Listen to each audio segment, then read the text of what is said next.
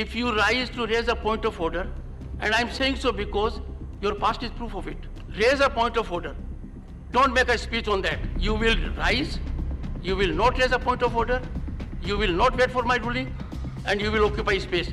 That can't be done. If you are sure there is a point of order, then go the rule book approach, textbook approach. Tell me under which rule are you raising point of order? First the rule.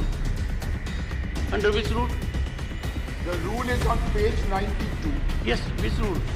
The rule is 267. The leader of the opposition has been asking for a discussion Take on your seat. Manipur. Take your You seat. allow the discussion Take your on seat. Manipur. That's my point of view.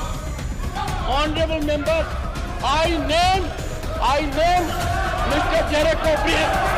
He must leave the house. I name him. Leave the position.